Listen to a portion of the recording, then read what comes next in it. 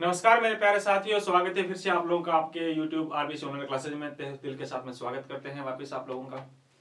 तो बेटा जी, हम लोगों ने एक नया जो कार्यक्रम है वो हम लोगों ने शुरू किया हुआ है आप लोगों के साथ में, क्योंकि अभी ज़्यादा समय हमारे पास में नहीं है। 12th के एग्जाम भी जस्ट पास में आने वाले हैं और नो डाउट कईयों के प्रैक्टिकल भी शुरू हो चुके हुए होंगे, है ना। तो जल्दी से प्रैक्टिकल के फिनिश होने के बाद में आप लोग फ्री हो जाओगे। उसके बाद में बेटा जी आप लोग थ्योरेटिकल पोर्शन जल्दी से जल्दी आप लोग जितना हो सके उतना ज्यादा से ज्यादा रिवाइज करने की कोशिश करना, है ना। तो पिछली क्लास में आप लोगों ने चैप्टर नंबर 1 को डिस्कस कर लिया था बेटा जी। जो इंपॉर्टेंट क्वेश्चन मेरी तरफ से थे वो मैंने आप लोगों को दिए, है ना। लेकिन इस बात को याद रखना बेटा जी, वो चैप्टर्स जो इंपॉर्टेंट क्वेश्चंस मैं आपको दे रहा हूं उसके साथ साथ में आप लोगों ने एक्स्ट्रा जो आप लोगों को लगता है कि ये भी कुछ मेरे को इंपॉर्टेंट लग रहे हैं तो वो अपने हिसाब से भी तैयारी करते रहना आप लोग, है ना।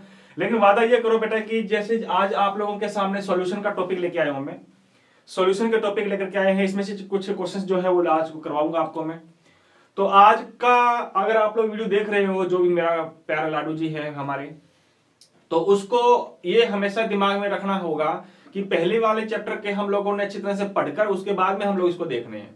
तो नो डाउट बीच में लगभग 2 दिनों के बाद या 3 दिनों के बाद में मैं आप लोगों को हर चैप्टर्स के नोट डालता रहूंगा, है ना। 11 चैप्टर हैं तो नो डाउट 15-20 दिनों के अंदर तो आपको सभी चैप्टर्स के नोट्स आप लोगों को एक एक करके मिलते रहेंगे, है ना। लेकिन वादा ये करो कि बेटा जी हर बार आप लोग जब नया चैप्टर लेकर के आते हो तो पहले वाले चैप्टर को अच्छी तरह से 2 बार 3 बार जितना हो सके उतना आप लोग रिवाइज किया करो, ठीक है बेटा जी। तो आइएगा शुरुआत करते हैं, आगाज करते हैं, प्रारंभ करते हैं चैप्टर नंबर 2 हमारा, जो काफी इंपॉर्टेंट है, जिसपे न्यूमेरिकल आने के चांसेस हैं, है ना। थोड़ा ध्यान दीजिएगा, ये चैप्टर भी काफी इंपॉर्टेंट है हमारा, लगभग 4-5 नंबर का है चैप्टर हमारा ये, हाँ जी। तो इसमें सबसे पहले बेटा जी पहला टॉपिक हम लोगों को दिया हुआ है, पहला टॉपिक जो था हमारा वो दिया हुआ है हमारा, पहला क्वेश्चन आप लोगों के सामने दिखाई दे रहा होगा, है ना। स्थिर कथनांकी मिश्रण का एक उदाहरण दीजिए, है ना। इंग्लिश वाले इधर आप लोग देखते रहना बेटा, मैं साथ में बताता रहूंगा। एजोट्रोपिक सॉल्यूशन जो होता है ना, वो क्या होता है, एजोट्रोपिक सॉल्यूशन किसे कहते हैं, what do you think about the azeotropic solution and it's type, और इसके टाइप भी बताने हैं आप लोगों को, है ना। हाँ, एक उदाहरण दीजिए और एक समझाइए। देखो डेफिनेशन भी आप लोगों को याद करनी है, एजोट्रोपिक सॉल्यूशन क्या होता है और कितने टाइप का होता है। 2 टाइप का आप लोगों को पता होगा, पॉजिटिव लो BP azeotropic solution, high BP azeotropic solution, है ना। आप लोग डिस्कस कर लेना। What do you think about the colligative property, colligative properties का मतलब क्या होता है बेटा जी, ऐसी प्रॉपर्टी जो नंबर ऑफ सोल्यूट या मोल नंबर ऑफ सोल्यूट पे डिपेंड करती है, विलेय की मोलों की संख्या पे डिपेंड करती है, वो हमारी कोलिगेटिव प्रॉपर्टी होती है ना। NaCl MgCl2 AlCl3 की मोलरता समान होने पर इनको आरोही क्रम में अरेंज करना है, फ्रीजिंग पॉइंट के आरोही क्रम में अरेंज करना है, बीपी के आरोही क्रम में अरेंज करना है बेटा, और वेपर प्रेशर के बेस पर भी आपको अरेंज करना है। याद रखना बीपी जो होता है ना, बीपी डायरेक्टली प्रोपोर्शनल होता है बेटा जी number of ion, number of ion, जिसमें जितने ज्यादा आयन होंगे उसका बीपी उतना ज्यादा होगा। मेरे को लगता है इसमें केवल 2 आयन है, इसमें आपके 3 आयन दिख रहे हैं, इसमें 4 आयन दिख रहे हैं, तो सबसे ज्यादा बीपी इसका होगा, सबसे कम बीपी इसका, और सबसे कम बीपी इसका हो जाएगा, है ना। आरोही क्रम में अरेंज करना है आप लोगों को, तो मतलब जिसका बीपी सबसे कम होगा उसको पहले लेकर के आओ। तो NaCl बीपी सबसे कम होगा, उससे ज्यादा होगा बेटा MgCl2 का, और सबसे ज्यादा होगा AlCl3 का। अच्छा, फ्रीजिंग पॉइंट क्या होता है बेटा, फ्रीजिंग पॉइंट इसका उल्टा कर दो। फ्रीजिंग पॉइंट इनवर्सली प्रोपोर्शनल होता है नंबर ऑफ आयन के, नंबर ऑफ आयन के, यानी कि जिसमें जितने ज्यादा आयन होंगे, है ना, उसका फ्रीजिंग पॉइंट उतना ही कम होगा। तो मेरे ख्याल से अब आप लोगों को पता चल गया होगा कि इसमें सबसे ज्यादा आयन इसमें है, तो इसका फ्रीजिंग पॉइंट सबसे कम होगा, इसका फ्रीजिंग पॉइंट ज्यादा होगा, और इसका फ्रीजिंग पॉइंट सबसे ज्यादा होगा। क्लियर है बात, आरोही क्रम में रख रहे हैं अपने को, तो इसमें उल्टा हो जाएगा, AlCl3 का कम होगा, उससे ज्यादा MgCl2 का, और सबसे ज्यादा बेटा NaCl वाले का। और सेम बात यहां पे लगेगी हमारी, सेम बात वेपर प्रेशर के पर लगेगी हमारी। वेपर प्रेशर भी इनवर्सली प्रोपोर्शनल होगा बेटा जी नंबर ऑफ आयन के, है ना।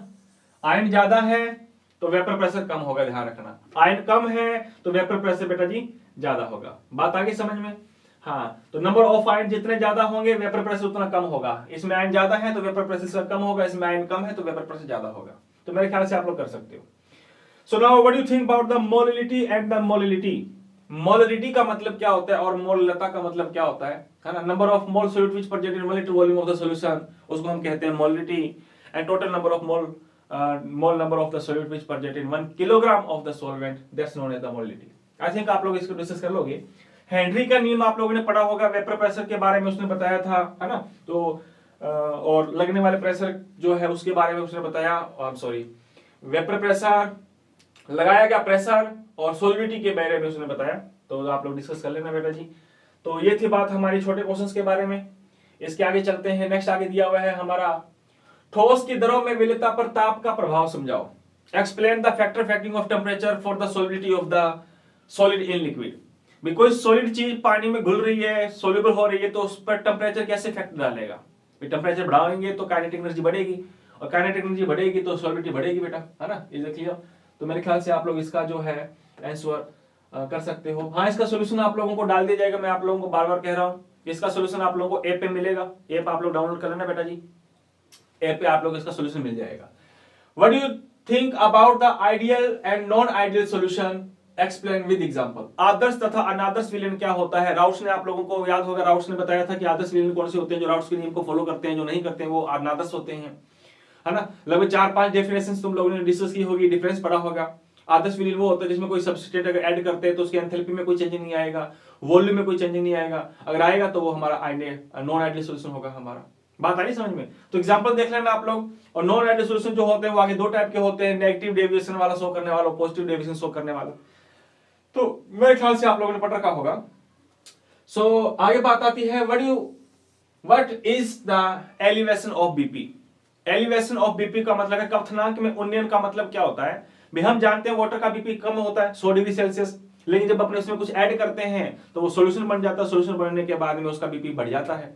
तो बीपी के बढ़ने को हम लोग ये कहते हैं। और प्रूफ करना है कि ये कोलिगेटिव प्रॉपर्टी है, तो मेरे ख्याल से आप लोग इसका डेरिवेशन आप लोगों को पता होगा, है ना। ऑस्मोसिस और रिवर्स ऑस्मोसिस का मतलब क्या होता है ना। और इसी के साथ में देखो ये तीनों क्वेश्चंस काफी इंपॉर्टेंट है। तीनों में से क्वेश्चंस आप लोगों को पक्का मिलेगा बेटा, है ना। रिवर्स ऑस्मोसिस, ऑस्मोसिस और ऑस्मेटिक प्रेशर, ये क्या होता है अच्छे तरह से डिस्कस कर लेना। और ऐसा क्वेश्चन हम लोगों के पहले एनसीईआरटी क्वेश्चन जब था हमारा आज से 2-3 साल पहले, है ना, तो ऐसे क्वेश्चन हम लोगों के सामने देखने को मिले थे कि एथेनॉल और एसीटोन का सोल्यूशन जो होता है वो पॉजिटिव डेविएशन शो करता है, कारण बताओ, है ना। तो उसमें आप लोग ग्राफ भी बना कर देखना बेटा जी। जो ग्राफ आप लोगों ने शायद तक बनाया हुआ होगा कुछ इस प्रकार से, पॉजिटिव डेविएशन वाला, राउट्स के नियम का कुछ याद आया होगा। तो मैं जल्दी जल्दी इसलिए करवा रहा हूं ताकि अपनी लंबी वीडियो ना बने हमारी। तो ethanol and acetone solution is show the positive deviation of the routes law. Routes law का ये पॉजिटिव डेविएशन शो क्यों करता है, आई थिंक आप लोगों को पता होगा। अच्छा, अगली बात आती है बेटा जी 20 ग्राम NaCl। देखो कुछ अब आपके सामने क्या आ गए, न्यूमेरिकल्स आ गए हमारे। इस चैप्टर्स में से न्यूमेरिकल भी बनते हैं मेरे प्यारे साथियों, है ना। तो न्यूमेरिकल्स वाला पोर्शन भी अच्छी तरह से आप लोगों को याद रखना है। जैसे 20 ग्राम NaCl को 500 ml पानी में घोल दिया जाता है तो उसकी मोलरिटी को फाइंड करना है। अब मोलरिटी की डेफिनेशन आप लोगों ने पढ़ रखी होगी, हाँ, क्या होती है मोलरिटी की डेफिनेशन। और इसके अलावा अगर अपने फॉर्मूला अगर निकालें बेटा जी, है ना, तो फॉर्मूला क्या होता है, मोलरिटी बराबर में क्या होता है, WB अपॉन में MB गुना में वॉल्यूम किस में दे रखा है, वॉल्यूम ml में दे रखा है, तो उसको आप लोग 1000 में डिवाइडेशन कर देना। This is the formula for the find the molarity. Is it clear? तो ये वाला फॉर्मूला अप्लाई कर देना, इसमें आप लोगों का आंसर आ जाएगा। एंड वेपर प्रेशर के बेटा जी आप लोगों को फॉर्मूला क्वेश्चंस दिया हुआ है, काफी इंपॉर्टेंट है ये वाला question. The boiling point of benzene is 353.25 kelvin if we add 1.8 gram non-volatile substance in 90 gram of benzene, then the BP of solution is 354.11 Kelvin. So find the molar mass of benzene. ठीक है ना। तो क्या find करना है, benzene substance का find करना है आपको ना। सो विले के, अच्छा हाँ, so find the molar mass of the solute. If the K का मान दे रखा है, K का मान दे रखा है ना, ठीक है ना, 2.53 केल्विन किलोग्राम पर मोल। तो ये वाला फॉर्मूला आप लोगों को पता होगा कि कौन सा फॉर्मूला लगेगा, हाँ, याद आ रहा है कुछ, हाँ, नहीं याद आ रहा है तो आप लोगों को बताता हूँ बेटा जी मैं। फॉर्मूला आप लोगों को पता है P0A माइनस PT अपॉन में P0A is equal to XB। कुछ याद आ रहा है, ये वाला फॉर्मूला अप्लाई होगा। और XB की वैल्यू तुम लोगों को बता सकते हो कैसे निकालनी है, NB अपॉन NA करके, NB की वैल्यू NB की वैल्यू और NA की वैल्यू निकाल कर करते हैं ना आप लोग। एंड सेकंड क्वेश्चन है हमारा बेटा जी, एक जलीय विलयन का क्वथनांक इतना है, इस विलयन का हिमांक ज्ञात कीजिए। यदि Kp की वैल्यू देखो, Kp की वैल्यू देख लेना 1.86 है। Kp का मान कितना है 1.86, देख लो ये होगा नहीं लगता इधर उधर, तो ये 1 लिखा हुआ, ठीक है ना, 1.86 केल्विन किलोग्राम पर मोल। और Kp की वैल्यू अच्छा इधर वापस लिख दिया, ये कैसे दे दिया। हाँ देखो हिमांक याद करना है अपने को, ठीक है ना, केवल हिमांक याद करना है, तो केपी की वैल्यू अपने को ये फाइंड करने की जरूरत है नहीं, ठीक है ना, केवल इसमें अपने को ये वैल्यू पुट करनी है अपने को, ठीक है ना, ये ध्यान रखना। तो केपी का मान 2 होता है, एक तो बॉइलिंग सॉल्यूशन के लिए होता है और एक फ्रीजिंग सॉल्यूशन के लिए होता है ना। तो केपी के एफ होगा ना, यहाँ पे ध्यान रखना के एफ होगा अपना, ठीक है, तो लिख लेना ये के एफ की वैल्यू है बेटा, ठीक है ना, ये तो के बी की वैल्यू, के बी की वैल्यू और के एफ की वैल्यू आप लोगों का मैं बता देता हूं, ध्यान रखना। एक तो होता है बेटा जी बॉइलिंग कांस्टेंट जिसकी वैल्यू होती है 5.52 केल्विन किलोग्राम पर मोल, और एक होता है बेटा जी फ्रीजिंग कांस्टेंट जिसकी वैल्यू आती है 1.86 केल्विन किलोग्राम पर मोल। तो मेरे ख्याल से आप लोगों को यहाँ पे हिमांक याद करना है, तो के एफ का मान आपने को यूज करना होगा, है ना। तो बेटा जी इस टाइप के क्वेश्चंस बनते हैं हमारे, एक दो बार प्रैक्टिस करना आप लोग, ये न्यूमेरिकल्स की भी प्रैक्टिस करना, इस टाइप के न्यूमेरिकल्स हम लोगों के बनेंगे, ठीक है बेटा जी। तो ये हमारे चैप्टर नंबर 2 के जो इंपॉर्टेंट क्वेश्चंस बन सके थे मेरी तरफ से, तो वो मैंने आपको दिए हैं। लेकिन वादा ये करो बेटा जी कि जब आप लोग चैप्टर नंबर पहले को अच्छी तरह से रीड आउट करोगे तभी तुम लोगों ने चैप्टर नंबर 2 को हाथ लगाना है ना। अब ऐसे तो आप लोगों को एक एक दो दो दिन के बाद में आप लोगों को हर चैप्टर के मिलते रहेंगे, लेकिन हमेशा माइंड में ये बात रखो, पहला चैप्टर हमारा फिनिश होने के बाद में हम लोग दूसरे चैप्टर के ये क्वेश्चन सोल्व करने हैं, और जब दूसरा चैप्टर हमारा फिनिश हो जाएगा then after we discuss about the chapter number 3 third तो हटा दिया ना, केमिकल काइनेटिक्स स्टार्ट कर देंगे अपने, ठीक है बेटा जी। तो हंसते रहना, खिलखिलाते रहना और अपने जोरों शोरों के साथ मेहनत करते रहना, क्योंकि हम लोगों ने इस बार झंडे गाड़ने हैं, अच्छे परसेंटेज के साथ हम लोगों को पास होना है। तो आज के लिए जय हिंद, जय भारत।